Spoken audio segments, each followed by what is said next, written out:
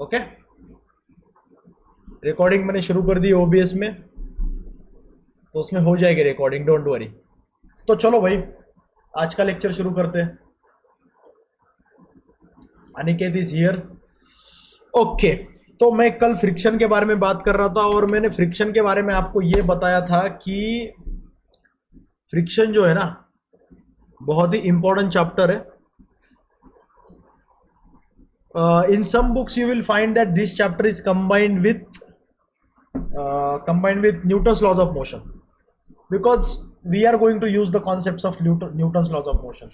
Newton's laws of motion के concepts भी हम इसमें काफी यूज करेंगे।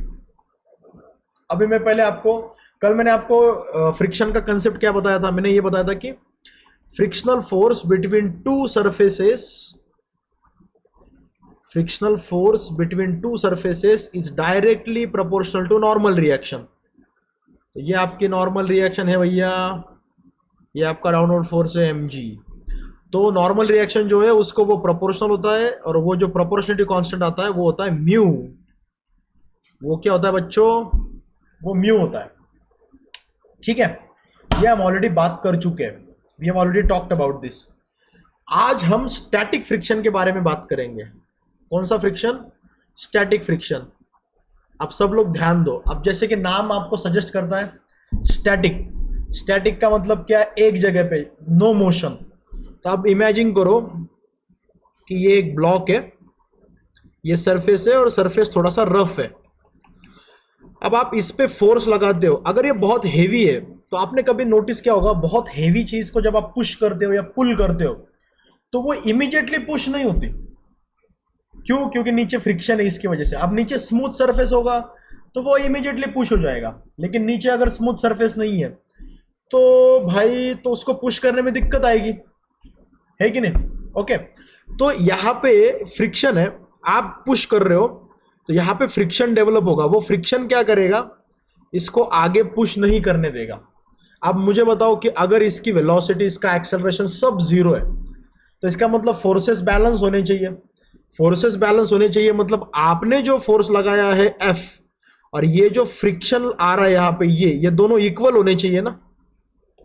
तो ये जो फ्रिक्शन डेवलप होता है स्टैटिक कंडीशन में, इस फ्रिक्शन को कहा जाता है स्टैटिक फ्रिक्शन या फिर स्टैटिक फ्रिक्शनल फोर्स। क्या कहा जाता है इसको? Static frictional force. तो स्टैटिक फ्रिक्शनल फोर्स आपको समझ में आ रहा है मैं जो बोल रहा हूं वो?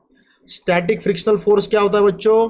स्टैटिक फ्रिक्शनल फोर्स जो होता है जब कोई ऑब्जेक्ट स्टैटिक कंडीशन में आप उसको पुश कर रहे हो लेकिन वो पुश नहीं हो रहा, तो वहां पे फ्रिक्शन डेवलप हुआ ना। तो जो फ्रिक्शन डेवलप हुआ उसको बोलने का स्टैटिक फ्रिक्शन। अभी ये जो स्टैटिक फ्रिक्शन होता है ना, इसकी एक लिमिट होती है। ऐसा नहीं है कि आप पुश कर रहे हो स्टैटिक फ्रिक्शन डेवलप हो रहा है। और ऐसा नहीं कि मतलब आपने जो फोर्स कितना भी लगा दिया तो स्टैटिक फ्रिक्शन कितना भी आएगा। नहीं। स्टैटिक फ्रिक्शन जो डेवलप होगा ना उसकी एक लिमिट होती है, एक अपर लिमिट होती है। एक लिमिट के ऊपर स्टैटिक फ्रिक्शन नहीं जा सकता। तो वो स्टैटिक फ्रिक्शन की जो एक लिमिट होती है ना, static frictional force is not unlimited. Static frictional force has upper limit. Static frictional force को क्या है भैया? एक अपर लिमिट है। Static frictional force has upper limit. Okay, अब इसकी जो ये जो अपर लिमिट है इसकी, ये अपर लिमिट जो होती है स्टैटिक फ्रिक्शनल फोर्स की, ऐसे दिखा रहा हूं मैं, F max S, ये प्रोपोर्शनल होती है नॉर्मल रिएक्शन को। क्योंकि तुम सोचो ना, नॉर्मल रिएक्शन जितना ज्यादा होगा, नॉर्मल रिएक्शन मतलब क्या? दो सरफेसेस एक दूसरे को कितना प्रेस कर रहे। अब ज्यादा प्रेस करेंगे तो भाई फ्रिक्शन भी ज्यादा आएगा, है कि नहीं? तो फ्रिक्शनल फोर्स की जो मैक्सिमम वैल्यू है स्टैटिक फ्रिक्शनल फोर्स की जो मैक्सिमम वैल्यू है वो ऐसे नॉर्मल रिएक्शन पे डिपेंड करती है। ठीक है, तो अभी यहां पे एक ये आएगा, क्या बोल सकते हैं उसको अपन? कांस्टेंट आएगा यहाँ पे। वो कांस्टेंट अपन लेते हैं म्यू एस। स्पेसिफिकली अपन कौन सा कांस्टेंट लेते हैं? Mu s is called as coefficient of static friction, coefficient of static friction. भैया ये स्टैटिक फ्रिक्शन का कोएफिशिएंट है। कौन सा कोएफिशिएंट है ये? स्टैटिक फ्रिक्शन का कोएफिशिएंट है ये। समझ में आ गया? तो ये जो स्टैटिक फ्रिक्शन का कोएफिशिएंट है वो डिपेंड करता है कि भाई सरफेस कितना रफ है, सरफेस के रफनेस पे डिपेंड करता है। तो जब तक आप इस मैक्सिमम वैल्यू तक नहीं जाते तब तक वो ब्लॉक, वो ऑब्जेक्ट मोशन में नहीं आएगा। Are you getting my point everybody? समझ में आ रहा है? तो मैं ये बोल रहा था कि अगर ये ब्लॉक है, ठीक है, ये नीचे सरफेस है, ये ऐसा फ्रिक्शन है यहां पे सरफेस पे, आप इसको पुश कर रहे हो। इमेजिन करो कि म्यू की वैल्यू है 0.6 है। वैसे जनरली वैल्यू 0 के 1 के बीच में होती है। कुछ रेयर कंडीशन में वैल्यू 1 के ऊपर भी जा सकती है, कुछ रेयर कंडीशन में, लेकिन जनरली 0 to 1 के बीच में होती है म्यू की वैल्यू। ठीक है, अभी मैं आपको यह बता रहा था कि व्हाट आई वाज सेइंग, अरे हाँ, मैं ये बोल रहा था कि म्यू की वैल्यू 0.6 ले लो और इमेजिन कर लो कि मास है 10 kg। भैया मास 10 kg होगा तो डाउनवर्ड लगेगा 100 न्यूटन। मानते हो कि नहीं मानते इस बात को? मानना तो पड़ेगा क्योंकि मैं सही बोल रहा हूं। और नॉर्मल रिएक्शन इसके इक्वल आएगा 100 न्यूटन।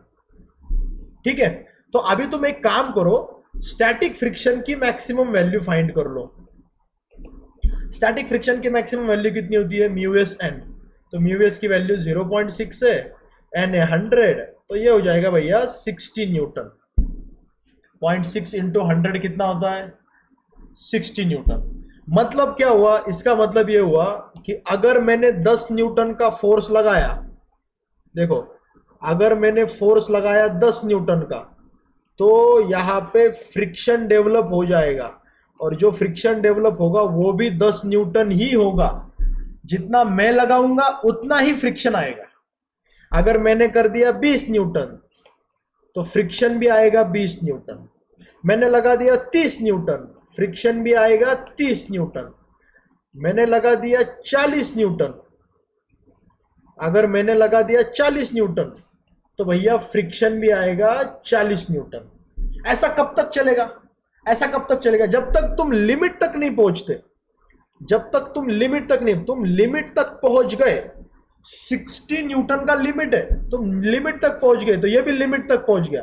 अब तुम लिमिट के ऊपर अगर गए, तुमने लगा दिया 70 न्यूटन, तुमने लगा दिया 70 न्यूटन, फ्रिक्शन का भाई लिमिट क्रॉस कर दिया तुमने। फ्रिक्शन इसके ऊपर नहीं जा सकता, फ्रिक्शन इसके ऊपर नहीं जा सकता। इसका मोशन शुरू हो जाएगा। समझे क्या? उसकी मोशन शुरू हो जाएगी। अरे यार उसकी मोशन शुरू हो गई, वो ब्लॉक आगे आगे आगे आगे जाने लग गया। अभी वो स्टैटिक नहीं रहा ना, अभी वो काइनेटिक फ्रिक्शन हो गया। तो स्टैटिक फ्रिक्शन तब तक जब तक मोशन शुरू नहीं होती। तो इसका मतलब ये हुआ कि as long as the maximum value of static friction, और उसको कभी कभी लिमिटिंग फ्रिक्शन भी बोलते, और limiting static friction is not reached, motion does not start.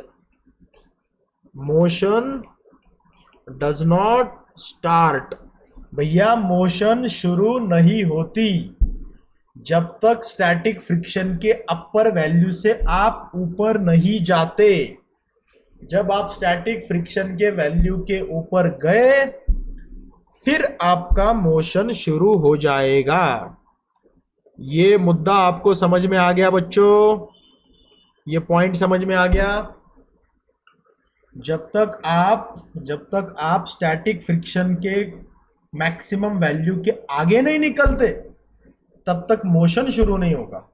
तब तक के लिए जितना फोर्स आपने लगाया उतना ही फ्रिक्शन डेवलप होगा। Till then the force applied by us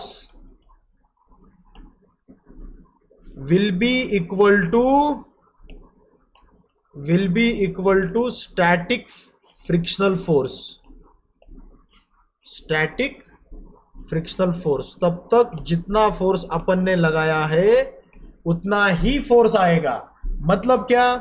मतलब अगर ये ब्लॉक है, इस ब्लॉक का मास लेटस से 5 kg है, ये रफ सरफेस है, यहां पे नॉर्मल रिएक्शन निकालने जाओगे तो वो 50 न्यूटन आ जाएगा। तो आप जो फोर्स लगा रहे हो उसके अपोजिट यहां पे फ्रिक्शन आता है। आप जो फॉरवर्ड फोर्स लगाओगे, जैसे यहां पे दिख रहा है आपको फॉरवर्ड फोर्स, इसके अपोजिट फ्रिक्शन आएगा। तो ये जो फ्रिक्शन आएगा ना, ये फ्रिक्शन की अपर वैल्यू है म्यू एन। तो यहां पे लेटस से म्यू की वैल्यू 0.4 है, तो ये हो जाएगा 0.4 इंटू 50, ये 20 न्यूटन हो जाएगा। तो जब तक आप 20 न्यूटन के ऊपर नहीं जाते तब तक ये ब्लॉक आगे नहीं चलेगा, और जब तक आप 20 न्यूटन तक नहीं जाते तब तक आपने जो फोर्स लगाया है उतना ही फ्रिक्शन आएगा।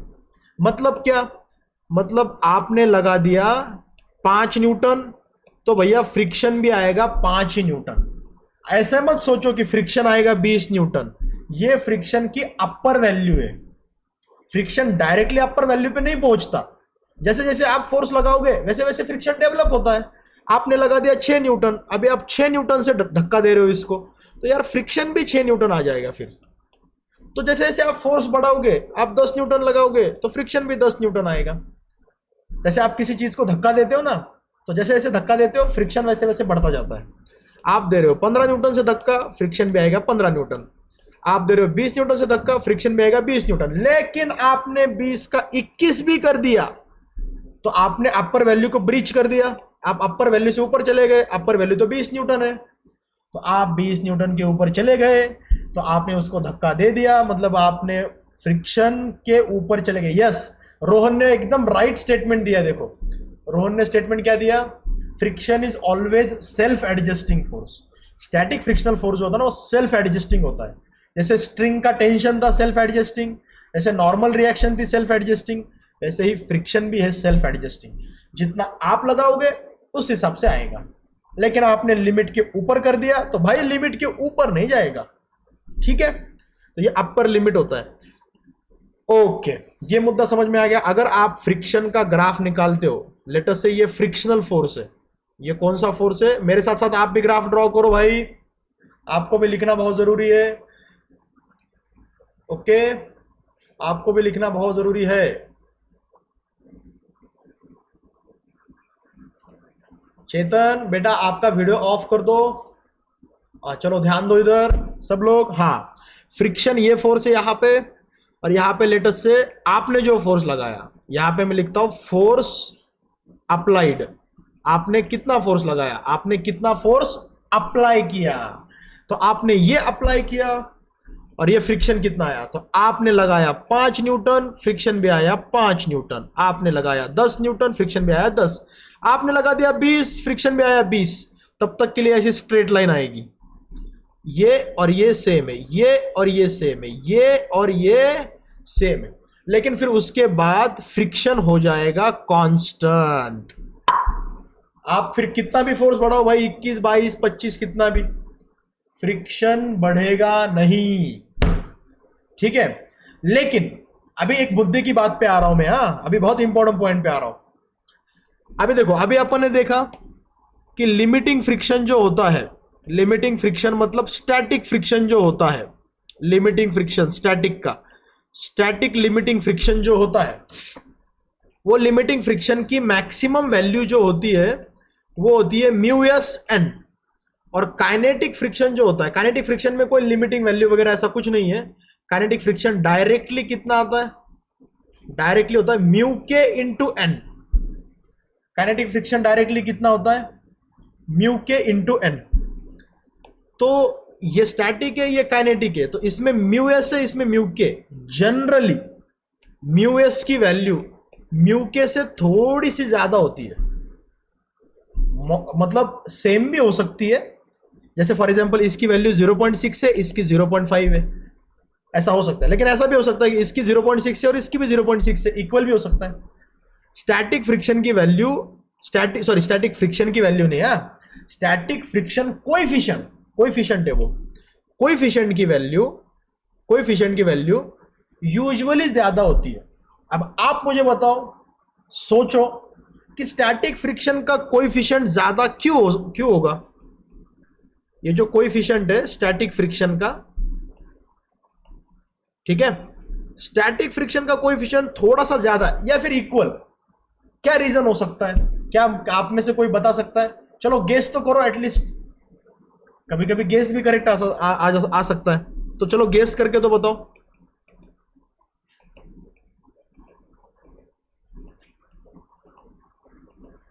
भाई कोई गेस करके तो बताओ मेरे को। चेतन बोल रहा है कि बिकॉज बॉडी को पकड़ के रखता है। अच्छा, चेतन इज ऑन टू समथिंग। चेतन मतलब राइट डायरेक्शन में सोच रहा है कि चेतन। रोहन सिंग कायनेटिक मध्ये मोशन आहे आणि स्टॅटिक मध्ये स्टॅटिक आहे म्हणून, अरे पण हे कारण नाही असू शकत ना। कार्तिकी सिंग एक्सेलरेशन नहीं है मोशन मध्ये। वैष्णवी सिंग मोर फोर्स इज रिक्वायर्ड। मैं बोलता हूं आपको प्रॉपर रीजन में बताता हूं। अब आप लोगों ने गेस किया, अब मैं आपको बोलता हूं। चेतन बहुत क्लोज था, बाकी लोग समझो। चेतन तुम भी ध्यान दो बेटा। क्या होता है यहाँ पे, ये जो सरफेस होता है ना, सरफेस जो होता है ना, ये रफ सरफेस, आप चाहे कितना भी स्मूथ सरफेस ले लो या कितना भी रफ ले लो, अगर आप उसको माइक्रोस्कोप के नीचे अगर देखते हो इसको, if you look at it microscope ऐसे बड़ा करके, आप इसको बड़ा करके देखोगे ना ऐसे, तो आपको सरफेस कुछ ऐसा दिखेगा। रफ होता है सरफेस हमेशा। तो ये ऊपर का सरफेस हो गया और नीचे का सरफेस कुछ ऐसा होगा। ये तो ऊपर का सरफेस ब्लॉक का है, ठीक है, और ये बॉटम सरफेस है। ये नीचे का सरफेस बॉटम का है। नीचे का सरफेस किसका है भाई? नीचे का सरफेस बॉटम का है। तो होता क्या है पता है क्या? ये रफनेस में है ना, ये जो एजेस होते हैं ऐसे, तो ये जैसे एक दूसरे के अंदर फंस गया। देखो इसके अंदर ये फंस गया ऐसे, दिख रहा है? ये इसके अंदर ये फंस गया, देखो ऐसे। तो इसको बोलते इंटरलॉकिंग। इसको क्या बोलते? इसको बोलते इंटरलॉकिंग। तो स्टैटिक कंडीशन में क्या होता है? स्टैटिक कंडीशन में एक ही जगह पे है ना ऑब्जेक्ट, स्टैटिक कंडीशन है, एक ही जगह पे है। तो सरफेस के रफनेस जो होते हैं, एजेस वगैरह जो भी है, वो एक दूसरे में से इंटरलॉकिंग हो जाती है, ठीक है। तो ये इसको बोलते हैं इंटरलॉकिंग। तो अगर आप इसको धक्का दे रहे हो, इस ब्लॉक को आप धक्का मार रहे हो, तो आपको ये इंटरलॉकिंग ब्रेक करनी पड़ेगी ना। तो इंटरलॉकिंग ब्रेक करने के लिए थोड़ा सा ज्यादा फोर्स लगेगा ना। लेकिन अगर आपने एक बार इंटरलॉकिंग ब्रेक कर दी, आप स्टैटिक फ्रिक्शन के मैक्सिमम वैल्यू के ऊपर चले गए, एक बार इंटरलॉकिंग ब्रेक हो गई कि उसके बाद पुश करना ज्यादा डिफिकल्ट नहीं है। इसीलिए इंटरलॉकिंग ब्रेक करने के लिए थोड़ा सा ज्यादा फोर्स लगता है। इसलिए म्यूएस की वैल्यू थोड़ी सी ज्यादा होती है म्यू के से। म्यूएस की वैल्यू म्यू के से थोड़ी सी ज्यादा होती है, इसलिए। समझ में आ गया? Due to interlocking phenomena, due to phenomena of interlocking. Note कर लो भाई, ये थ्योरी में कभी कभी क्वेश्चन पूछते हैं तो पता होना चाहिए आपको। ड्यू टू, नोट कर लो इसको, due to interlocking, due to phenomena of interlocking,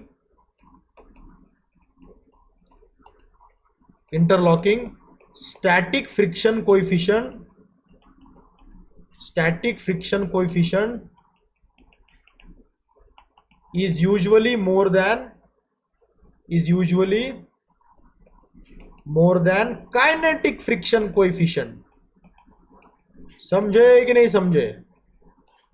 अरे भाई समझे कि नहीं समझे? सब लोग समझ में आ गया ना? ओके। तो आपको एग्जाम में देखो क्वेश्चन कैसे देंगे। अभी देखो बहुत इंटरेस्टिंग क्वेश्चन है, बहुत सही क्वेश्चन है। अब ध्यान दो बिल्कुल केयरफुली, बहुत ही मजेदार क्वेश्चन है। क्वेश्चन देखो कैसा है। आपको क्या करेंगे, ऐसा ब्लॉक देंगे, ब्लॉक का मास देंगे 10 kg। चलो ब्लॉक का मास दे दिया। ये सरफेस देंगे, बोलेंगे रफ सरफेस है। म्यू के की वैल्यू देंगे 0.4 और म्यू एस की वैल्यू देंगे 0.5। देखो म्यू के की वैल्यू दी 0.4 और म्यू एस की वैल्यू दी 0.5 और बोलेंगे कि यार इसके ऊपर लग गया फोर्स, ठीक है। अब ये जो फोर्स है, तो फ्रिक्शन कितना आएगा ये बताओ, ऐसा क्वेश्चन पूछेंगे। सबसे पहले तो आप क्या करो, आप होशियार हो, आप पहले नॉर्मल रिएक्शन भाई पहले फाइंड कर लो। नॉर्मल रिएक्शन mg के बराबर होती है 10 इंटू 10, ये 100 न्यूटन आ जाएगी। ओके, आपकी नॉर्मल रिएक्शन आ गई, वेरी गुड। अब सोचो कि आपने फोर्स लगाया 20 न्यूटन, 20 न्यूटन, तो यार फ्रिक्शन कितना डेवलप होगा यहां पे भैया? फ्रिक्शन भी डेवलप होगा 20 न्यूटन, क्योंकि स्टैटिक फ्रिक्शन का कोएफिशिएंट है 0.5। तो स्टैटिक फ्रिक्शन की मैक्सिमम वैल्यू क्या आएगी? स्टैटिक फ्रिक्शन की मैक्सिमम वैल्यू आएगी mu s n. Mu s 0.5 है, एन 100 है, मतलब 50 न्यूटन। मतलब जब तक आप 50 न्यूटन के ऊपर नहीं जाते मोशन शुरू नहीं होगी, और तब तक जितना भी फोर्स आप लगाओगे उतना ही फ्रिक्शन डेवलप होगा। तो आपने लगाया 30 न्यूटन तो फ्रिक्शन भी आएगा 30 न्यूटन। आपने लगाया 40 न्यूटन, फ्रिक्शन भी आएगा 40 न्यूटन। आपने लगा दिया 50 न्यूटन तो फ्रिक्शन भी आएगा 50। तो 50 लिमिट है, 50 लिमिट है। कार्तिकी ध्यान दो बेटा, सब समझ में आ जाएगा, क्या फाइंड करना है क्या, सब समझ में आ जाएगा। अब आपको ये बोलेंगे कि 50 के ऊपर अगर आपने 51 न्यूटन फोर्स लगा दिया तो, अब आपने लिमिट को क्रॉस कर दिया ना। अब बताओ मेरे को, अब फ्रिक्शन कितना आएगा? कौन बताएगा मेरे को जल्दी से? अब आपने जो फोर्स लगाया वो 51 न्यूटन है। अब आपने जो फोर्स लगाया 51 न्यूटन है। देखो, साक्षी बोल रही है 50 न्यूटन आएगा, कार्तिकी बोल रही है 50 आएगा, लेकिन वैष्णवी बोल रही है कि 40 न्यूटन आएगा। वैष्णवी करेक्ट है, आंसर 40 आएगा। अब फोर्स आएगा 40 न्यूटन। अब मुझे पता है कुछ लोगों के दिमाग में क्वेश्चन आ गया, अरे सर 50 तो अपर लिमिट है ना, तो अपर लिमिट क्रॉस कर दिया तो अभी 50 आना चाहिए ना। अभी क्या होगा, आपने 50 क्रॉस कर दिया तो भैया इसकी मोशन शुरू हो गई। अब इसकी मोशन शुरू हो गई तो अभी ये स्टैटिक थोड़ी रहा, अब ये स्टैटिक नहीं रहा ना, ये अब ये स्टैटिक नहीं रहा, अभी मोशन शुरू हो गई, तो अभी ये हो गया काइनेटिक फ्रिक्शन। तो काइनेटिक फ्रिक्शन की वैल्यू कितनी होती है? Mu k into N. Mu के की वैल्यू कितनी है? 0.4, एन कितना है? 100, ये आ गया 40 न्यूटन। तो अभी ये हो गया काइनेटिक फ्रिक्शन। तो अब आप लगाओगे 60 न्यूटन, तो अभी ये वैल्यू रहेगी 40 न्यूटन ही रहेगी। तो ये आपका काइनेटिक फ्रिक्शन शुरू हो गया, क्योंकि मोशन शुरू हो गई। और जब तक आप 50 तक जा रहे थे ना, तब तक सिर्फ स्टैटिक कंडीशन थी, इसलिए वो स्टैटिक फ्रिक्शन था। भाई समझे कि नहीं समझे?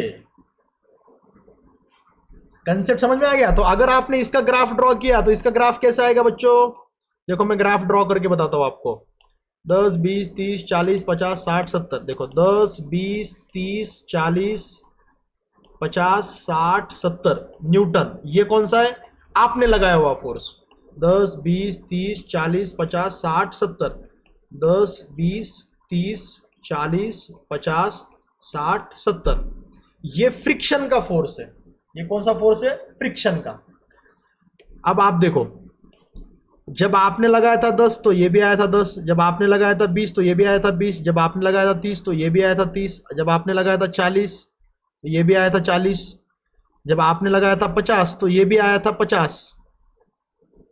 ठीक है, तो ये ऐसी स्ट्रेट लाइन आएगी बच्चों, ये आएगी ऐसी स्ट्रेट लाइन, लेकिन 50 तक स्ट्रेट लाइन आएगी।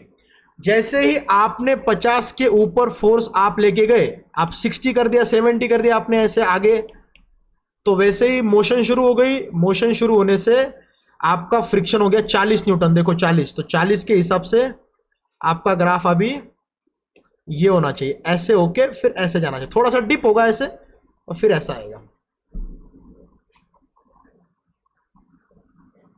Gopal is saying means force is more only then object will move. Yes Gopal, but more than static friction. तो ये ऐसा ग्राफ आएगा। तो ग्राफ में थोड़ा सा डिप आ गया, ये दिख रहा है आपको? ये थोड़ा सा डिप क्यों आ गया? क्योंकि यहां से लेके यहां तक ये वाला था स्टैटिक फ्रिक्शन, और ये इसके आगे है ये काइनेटिक फ्रिक्शन, ये आपका फ्रिक्शनल फोर्स है। तो फ्रिक्शनल फोर्स आप जो फोर्स लगाते हो उसके हिसाब से चेंज होता है। 10, 20, 30, 40, 50 आप बढ़ाते जाओगे उस हिसाब से ये भी 10, 20, 30, 40, 50, लेकिन 50 एक बार आपने क्रॉस कर दिया, मोशन शुरू हो गई, तो अभी आपका हो गया काइनेटिक फ्रिक्शन। रोहनी सिंग सर ते डीप जर्क आहे का? बेटा ते जास्त विचार नको करू, मी जे सांगतोय ते समजून घे तू.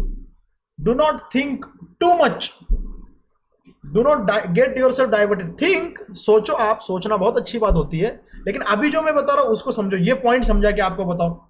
तो फ्रिक्शन का ग्राफ ऐसा आता है, ये समझा आपको, ऐसे और थोड़ा सा डीप होके ऐसा होता है. ठीक है, तो ये आप फोर्स लगा रहे हो, ये फ्रिक्शन है, और ये पार्ट काइनेटिक का है, ये स्टैटिक का है. ये वाला जो फोर्स है ये होता है स्टैटिक फ्रिक्शन की अपर वैल्यू, और ये वाला जो फोर्स होता है ये काइनेटिक फ्रिक्शन की अपर वैल्यू. ठीक है, मोशन लाने के लिए स्टैटिक फ्रिक्शन के अपर वैल्यू से ऊपर फोर्स लगाना पड़ता है, लेकिन एक बार मोशन शुरू हो गई कि फिर जो फ्रिक्शन होगा वो काइनेटिक ही होगा. ठीक है, एक बार मोशन शुरू हो गई कि वो जो फ्रिक्शन होगा वो काइनेटिक ही होगा, वो स्टैटिक नहीं होगा. समझ में आ गया? तो मैं एक क्वेश्चन दूं आपको, इसका सही आंसर दोगे आप लोग? चलो मैं एक क्वेश्चन दे रहा हूं, आप सोच समझ के मुझे उसका आंसर दो. यहां पे एक ब्लॉक है 2 kg, यहां पे मैं फ्रिक्शन कोएफिशिएंट दे रहा हूं mu k is equal to 0.6, mu s is equal to 0.65. ठीक है, यहां पे फोर्स लगा रहा है एफ, और आपको ये बताना है क्या फाइंड करते कि देखो क्या फाइंड करना है, फ्रिक्शन आपको बताना है. आपको क्या बताना है? Friction. Fill in the blanks वाला टाइप क्वेश्चन है. तो मैं यहां पे आपको एफ की वैल्यू दूंगा, आपको स्मॉल एफ की वैल्यू बतानी है. ठीक है, ओके. और ये मास 2 kg है, मैंने फ्रिक्शन भी दे दिया. अभी मैं वैल्यू बता रहा हूं, आप बताओ. ठीक है, ये ए, ये बी, ये सी, इन तीनों का मुझे आप आंसर दो. A B C D, A B C तीन ही बता रहा हूं मैं. ठीक है, ओके ओके. मैंने फोर्स लगाया 11 न्यूटन, आप बताओ कितना फोर्स आएगा. ओके, मैंने फोर्स लगाया 11 न्यूटन, आप बताओ. मैंने फोर्स लगाया 12 न्यूटन, आप बताओ कितना आएगा. मैंने लगाया 13 न्यूटन, आप बताओ फ्रिक्शन कितना आएगा. तो ए बी सी डी करके बताओ मेरे को. तो ए में मैंने 11 न्यूटन लगाया, बी केस में मैंने 12 न्यूटन लगाया फोर्स, सी केस में मैंने 13 न्यूटन लगाया. आप बताओ मेरे को फ्रिक्शन कितना डेवलप होगा, how much friction will develop. Friction की वैल्यू मुझे आपको बतानी है. ठीक है,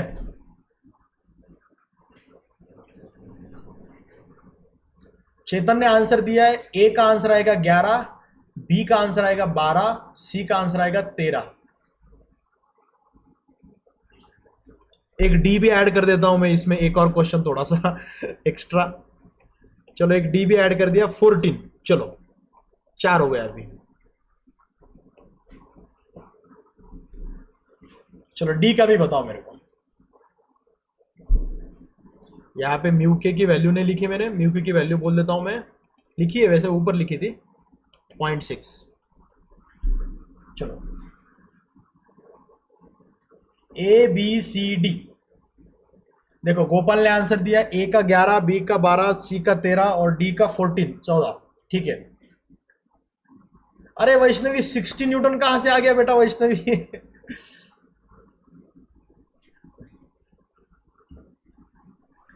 देखो भाई, तुम क्या करो, मुझे लगता है कि चेतन करेक्ट आंसर दे रहा है.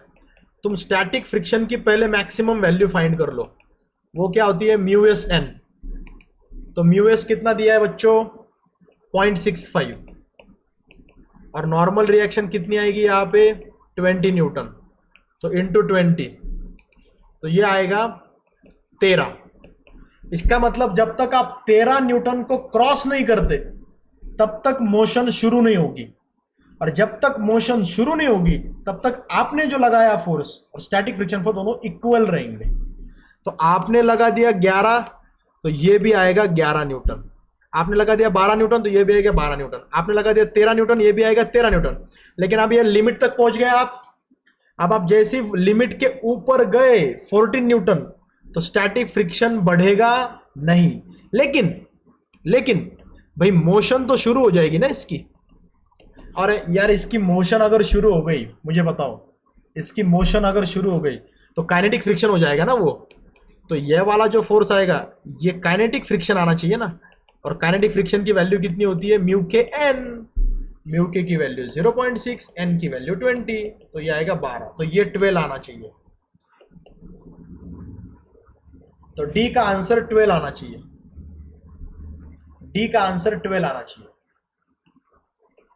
समझे क्या मुद्दे की बात? समझे आप? पॉइंट समझ में आ गया सबको? Rohan is saying sir if static friction is not given, अगर नहीं दिया तो फिर दोनों को इक्वल मान के चलने का बच्चों। अगर दोनों अलग अलग नहीं दिए तो दोनों को इक्वल मान के चलने का, फिर तो कोई दिक्कत नहीं है, फिर ये 13 हो जाएगा दोनों इक्वल होते तो, है कि नहीं? अगर दोनों अलग अलग नहीं दिए, दोनों एक ही वैल्यू दे दी, तो दोनों को इक्वल मान के चलने का, ठीक है? दोनों को इक्वल मान के चलो। वेदिका तुझे मेसेज दिसतायत बेटा, मला काही प्रॉब्लेम नाहीये। बाकीचे पण मेसेज करता ना, त्याच्यामुळे मागे पुढे होत असेल। डोंट वरी बेटा, दिसतायत message. Okay, I can see your message and if you want you can speak also. I have allowed you to unmute, so आप अनम्यूट करके बोल भी सकते हो।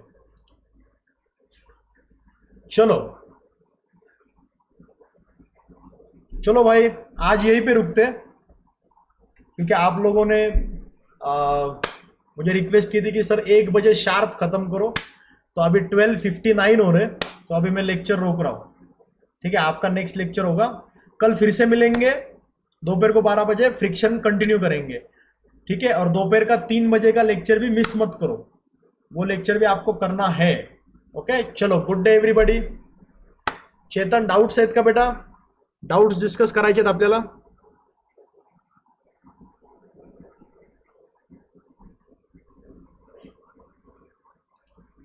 चलो भाई, आज यही रुकना है फिर। रिवाइज करो, हाँ इसको आज अच्छे से रिवाइज करो। चलो भाई, गुड डे।